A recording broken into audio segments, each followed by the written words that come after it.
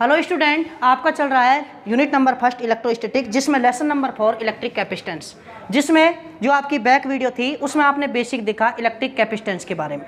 वो क्या देखा था आपने कि एक बात तो ये देखी आपने कि जो लेसन नंबर 3 है उसमें ये देखा कि V इजिकल टू आपका होता है Q/R। जब किसी भी कंडक्टर को आपको चार्ज यानी प्रोवाइड कराया जाता है तो उसके इलेक्ट्रिक पोटेंशियल में इंक्रीमेंट हो जाता है, यानी V प्रोपोर्शनल क्या है यहाँ Q। ये देखा आपने।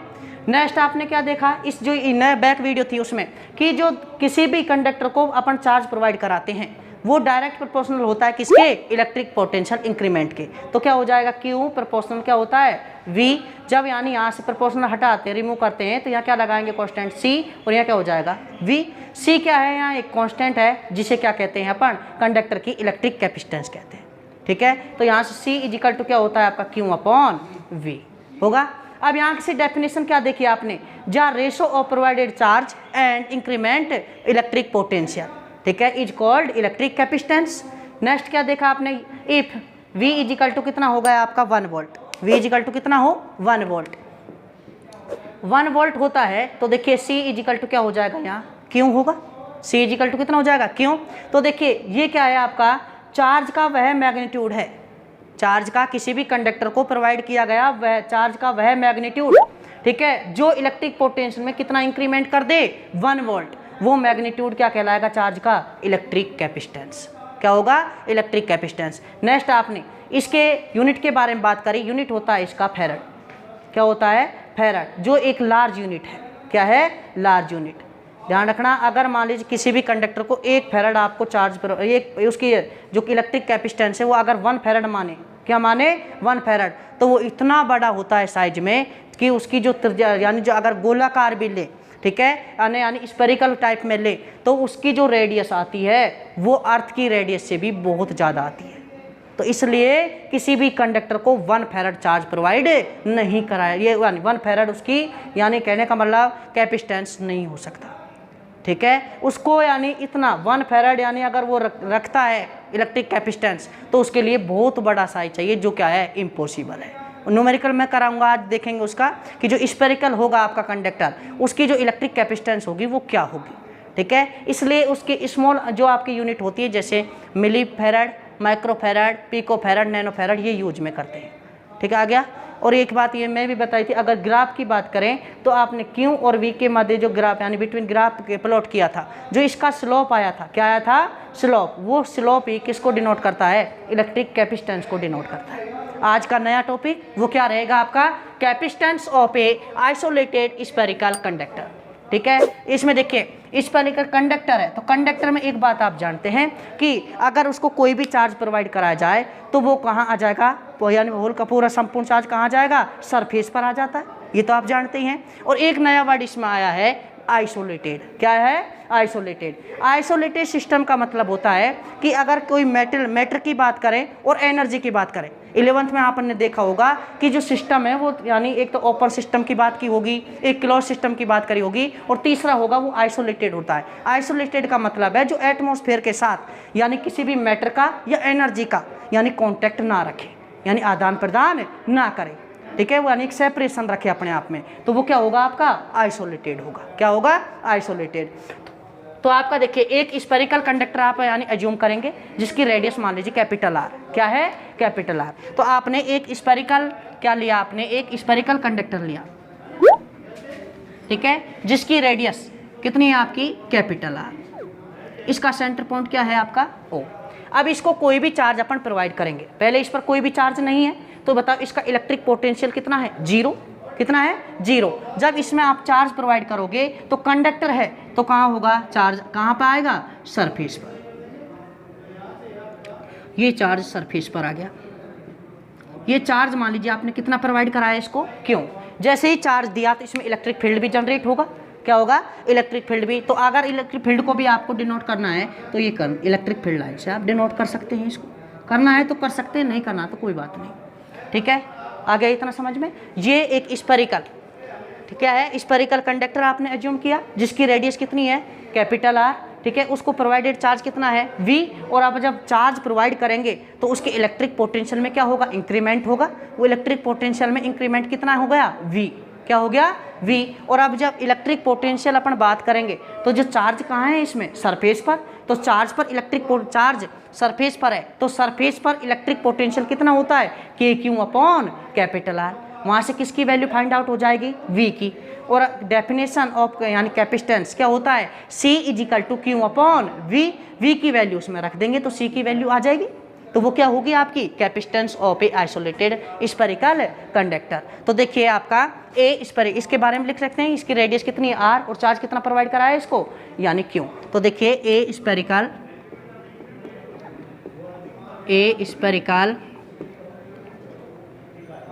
Conductor of radius capital R and charge by Q हो गया। देखिए जैसे ही चार्ज क्यों दिया तो बताओ वोल्टेज इंक्रीमेंट बोले या इलेक्ट्रिक पोटेंशियल,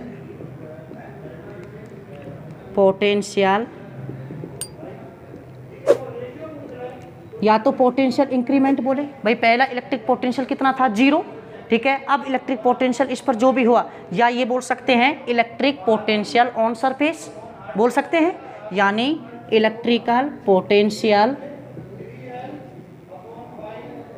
ऑन सरफेस। कोई दिक्कत, V इजिकल टू कितना आएगा यहाँ से बताइए, K चार्ज कितना प्रोवाइड कराया Q अपॉन क्या, इसकी रेडियस कितनी है कैपिटल R, और K इजिकल टू कितना होता है बताइए आपका 1/4 पाई एप्सिलॉन नॉट, ये आप जानते हैं। तो नेक्स्ट बताइए यहाँ से V इजिकल टू कितना हो जाएगा 1/4 pi epsilon naught, Q upon कितना हो जाएगा कैपिटल R। समीकरण नंबर कितनी हो जाएगी, इक्वेशन नंबर 1 हो गया इतना। नेक्स्ट देखिए इसमें फ्रॉम डेफिनेशन ऑफ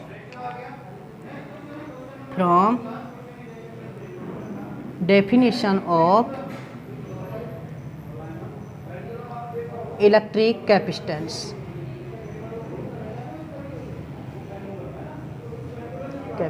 क्या होता है आपका Q बराबर क्या पढ़ा आपने CV, पढ़ा या नहीं पढ़ा, C इजिकल टू क्या हो जाएगा Q upon V, equation number कितनी हो जाएगी आपकी 2, ठीक है। अब अपने पास किसकी वैल्यू है V की, तो देखिए put the value of V in from equation 1 in equation 2, ठीक है। तो देखिए यहाँ से क्या हो जाएगा,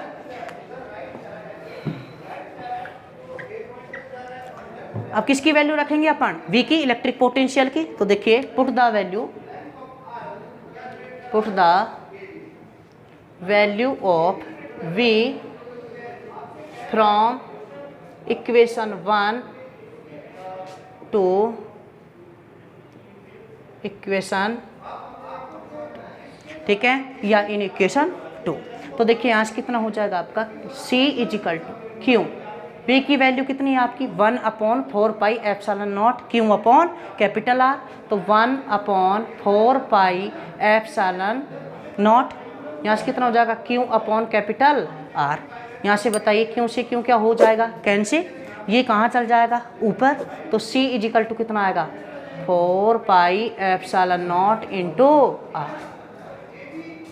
ये इक्वेशन नंबर कितनी हो गई आपकी 3, इक्वेशन कितनी हो गई 3। तो बताइए इक्वेशन जो 3 है ये बताओ आपका कैपेसिटेंस आया या नहीं आया, तो इक्वेशन जो 3 है वो डिनोट किसको कर रही है, इलेक्ट्रिक कैपेसिटेंस को ऑफ ए स्फेरिकल कंडक्टर, ठीक है। तो इक्वेशन 3 डिनोटेड यानी electric capacitance of a spherical conductor, आ गया समझ में। तो नेक्स्ट देखिए इसमें C फ्रॉम इक्वेशन 3 देखिए क्या आया, C प्रोपोर्शनल क्या आ रहा है यहाँ से R, C प्रोपोर्शनल क्या आ रहा है R। इसका मतलब क्या है कि जो ये स्फेरिकल है कंडक्टर है आपका, क्या है स्फेरिकल कंडक्टर, अगर ये लार्ज होगा, क्या होगा लार्ज होगा, तो उसकी रेडियस उतनी ही लार्ज होगी, तो वो क्या होगा उसका जो इलेक्ट्रिक कैपेसिटेंस है वो इतना ही ग्रेटर होगा, क्या होगा ग्रेटर होगा। अगर मान लीजिए स्मॉल रेडियस का है तो उसका जो C का वैल्यू है, किसकी वैल्यू है C की वैल्यू है, वो उतना ही डिक्रीज होगी। तो यानी कहने का मतलब क्या है कि जो इलेक्ट्रिक कैपेसिटेंस की जो वैल्यू है वो शेप और साइज पर डिपेंड करती है। क्लियर है? बताओ क्या इसमें कहीं चार्ज आया है? नहीं आया। क्या इसमें इलेक्ट्रिक पोटेंशियल आया है भी? कहीं नहीं आया। तो इलेक्ट्रिक जो कैपेसिटेंस है उसकी जो वैल्यू है वो चार्ज और पोटेंशियल पर डिपेंड नहीं करती, नॉट डिपेंडेबल होती है। चार्ज ऑन चार्ज एंड किस पर? Electric potential. बट किस पर डिपेंड करती है? Shape and size. आ गया? एक बात तो ये आई यहाँ से। नेक्स्ट देखिए, ये क्या आया है आपका? Epsilon not. क्या आया है? Epsilon not. तो एप्सिलॉन नॉट क्या होता है आपका? कहने का मतलब क्या बोले, यह एक तरह से यहाँ ये परमेबिलिटी है आपकी, एक तरह से बोलें तो देखिए क्या है? वैक्यूम है। क्या है? वैक्यूम। अगर मान लीजिए यहाँ अगर कोई भी मीडियम प्रेजेंट होता है, क्या होता है? मीडियम प्रेजेंट होता है, तो यह नॉट की जगह क्या आएगा? एप्सिलॉन आएगा। और एप्सिलॉन इज इक्वल टू क्या होता है? Epsilon naught into epsilon R. तो एप्सिलॉन का मल्टीप्लिकेशन और बढ़ जाएगा। तो बताओ धारिता ये इलेक्ट्रिक कैपेसिटेंस वो चेंज होगा या नहीं होगा? तो यानी यहाँ वैक्यूम बता रहा है एप्सिलॉन नॉट। तो बताओ अगर मीडियम प्रेजेंट होगा तो धारिता मीडियम प्रेजेंट पर यानी डिपेंड करेगी या नहीं करेगी? डिपेंड करेगी। तो दो फैक्टर तो आए कि शेप एंड साइज पर डिपेंड करती है, एक जो मीडियम प्रेजेंटिंग पर निर्भर करती है, डिपेंड करती है। नेक्स्ट बात करें अपन, तो यानी ये कहने का मतलब वो इस इलेक्ट्रिक पोटेंशियल और चार्ज पर डिपेंड नहीं करती। क्लियर है? तो यहाँ से क्या है आपका कि electric capacitance, value of electric capacitance is depends on shape and size of a conductor। Clear है? not depends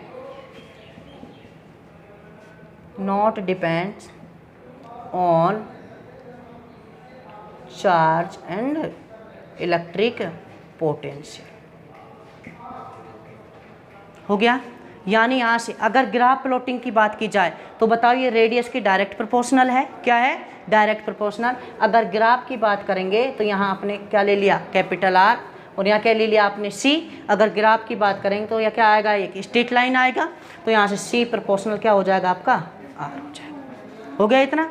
यानी जो वैल्यू ऑफ इलेक्ट्रिक कैपेसिटेंस है वो डिपेंड किस पर करती है? इसकी शेप और साइज पर। जितना लार्ज होगा उतना ही उसकी एबिलिटी या कैपेसिटी बोलें किसकी? चार्ज की, यानी एक तरह से चार्ज रखने की। ठीक है? तो वो क्या होगी? उतनी ही लार्जेस्ट हो, ग्रेटर देन होगी। ठीक है? और अगर मान ली इसकी जो साइज है या इसकी जो रेडियस है वो अगर मान ली स्मॉल है तो बताओ उसका क्या होगा कि वो चार्ज जो एबिलिटी है, ठीक है, चार्ज एक तरह से ग्रहण करने की, यानी जो ये तो वो यानी इतना ही अमाउंट में चार्ज कम ग्रहण करेगा। ठीक है? तो यानी किस पर डिपेंड करता है? वो शेप एंड साइज पर। नेक्स्ट देखिए, यहाँ से क्या आया है? C इज इक्वल टू आपका आया है 4 पाई एप्सिलॉन नॉट आर। तो यहाँ से क्या है कि value of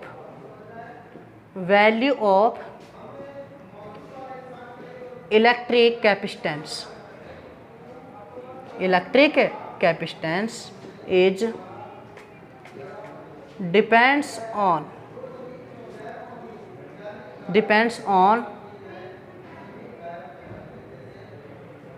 present of medium की प्रेजेंटिंग पर क्या करता है? ये डिपेंड करता है। ठीक है? कैसे करता है उसका अभी अपन देखेंगे। तो देखिए, और एक आप ध्यान रखें क्योंकि वो आगे आएगा कि ये तो वैसे डिपेंड करने को, तो ये इलेक्ट्रिक कैपेसिटेंस है वो एरिया के पे डिपेंड करता है। वो पढ़ेंगे अपन जब कैपेसिटर पढ़ेंगे वहाँ देखेंगे। ठीक है? एरिया पे भी डिपेंड होता है, डिस्टेंस पे भी डिपेंड होता है। और एक अभी आप हाल फिलहाल क्या ध्यान रखें कि जो अगर मान लीजिए कोई अदर आवेश प्रेजेंटिंग है, क्या है? अदर आवेश, कहीं इसके एक चार्ज के पास अगर कोई अदर आवेश प्रेजेंट है, ठीक है, तो उस पर भी ये डिपेंड करती है। तो यानी depends on other charge presenting.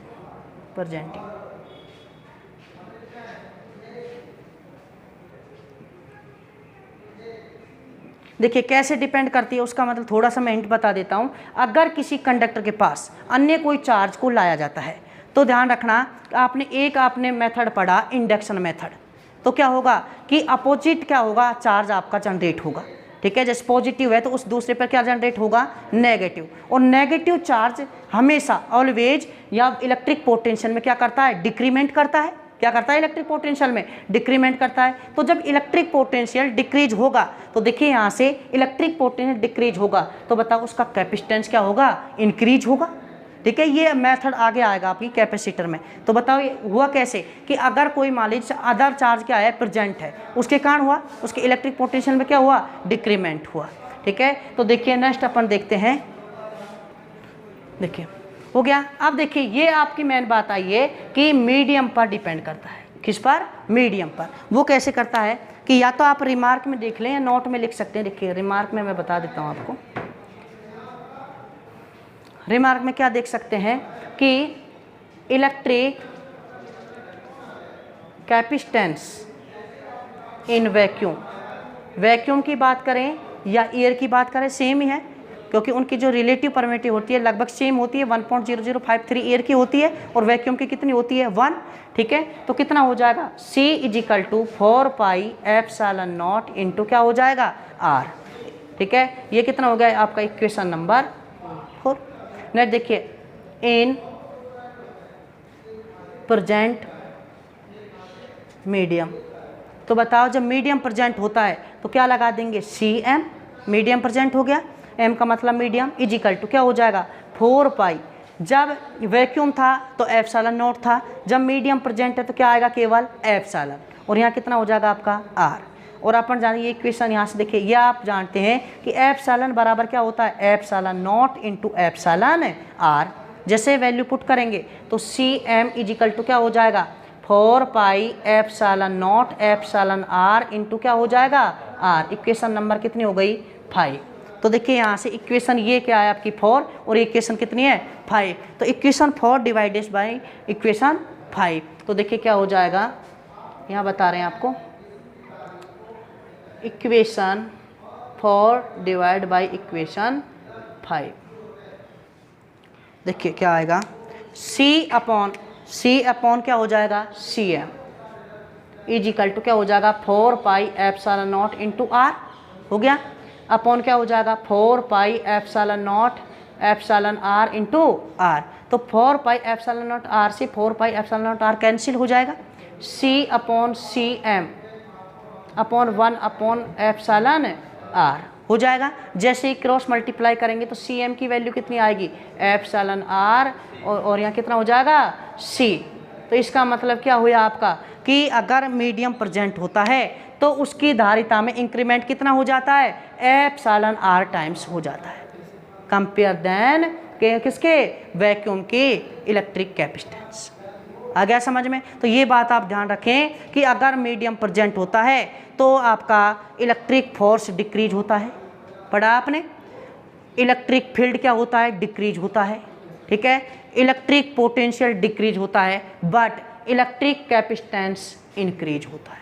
और कितने टाइम्स इंक्रीज होता है, एप्सिलॉन R टाइम्स। ठीक है, तो यहाँ ध्यान रखना, इंक्रीमेंट हो जाता है आपका कितने टाइम्स, एप्सिलॉन R टाइम्स हो जाता है।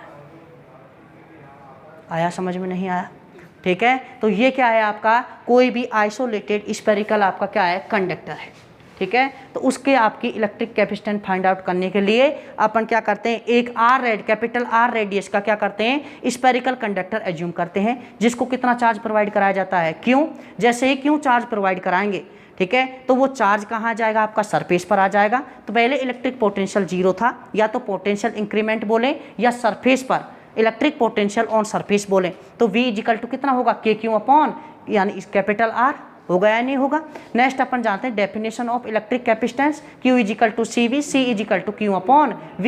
ये इक्वेशन 1 और ये इक्वेशन 2। तो फ्रॉम इक्वेशन 1 एंड 2 से V की वैल्यू पुट करेंगे किसमें, इक्वेशन 2 में। तो जैसे ही अपन वैल्यू पुट करेंगे तो क्या आएगा, C = Q upon 1 upon 4 pi epsilon naught Q upon R। ठीक है, Q से Q क्या होगा, कैंसिल हो जाएगा। तो वहाँ से C क्या है आपका, 4 पाई एप्सिलॉन नॉट R। जो ये इक्वेशन 3 है, ये किसको डिनोट करता है कि electric capacitance of a spherical conductor. Clear है। तो यानी इसमें देखिए चार्ज नहीं आ रहा, इलेक्ट्रिक पोटेंशियल नहीं आ रहा, तो ध्यान रखना जो स्फेरिकल कंडक्टर हो रहा है उसकी जो इलेक्ट्रिक कैपेसिटेंस होती है वो चार्ज और उस पर वो यानी इलेक्ट्रिक पोटेंशियल पर डिपेंड नहीं करती, बट उसकी जो यानी रेडियस है उस पर क्या करती है, ये डिपेंड करती है। यानी जितना बड़ा उसका यानी साइज होगा, ठीक है, साइज जब उसका लार्ज होगा तो उसकी रेडियस भी उतनी ज़्यादा होगी, तो जो उसकी एबिलिटी है चार्ज की रखने की, ठीक है, वो उतनी ज़्यादा होगी, और चार्ज एबिलिटी होती है उसको ही क्या कहते हैं अपन, इलेक्ट्रिक कैपेसिटेंस कहते हैं। तो C प्रोपोर्शनल R।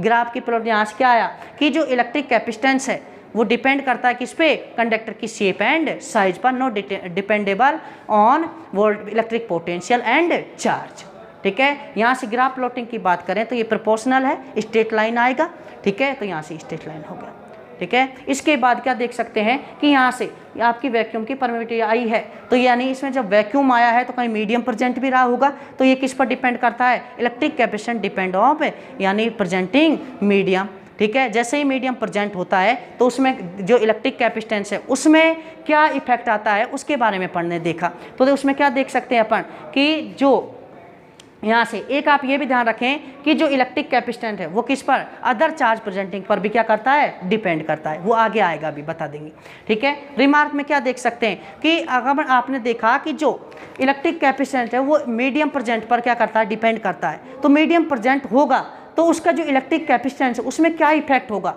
तो वो आपने देखा कि electric capacitance in vacuum C equal to 4 pi epsilon naught into R।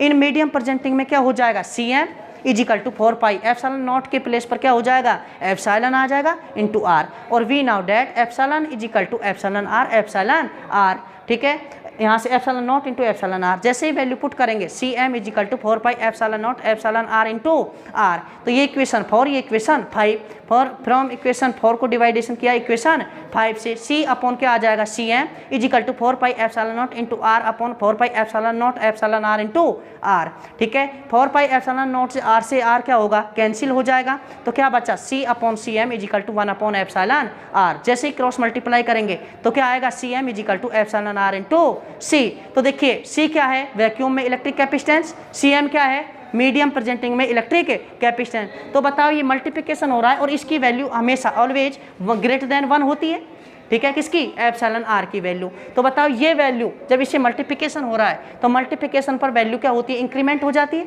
अगर ये किसका मल्टीप्लिकेशन 1 से ग्रेटर देन है तो बताओ इसका वैल्यू क्या होगा, इससे कंपेयर देन C से क्या होगा, ग्रेटर आपसे गेट होगा, प्राप्त होगा।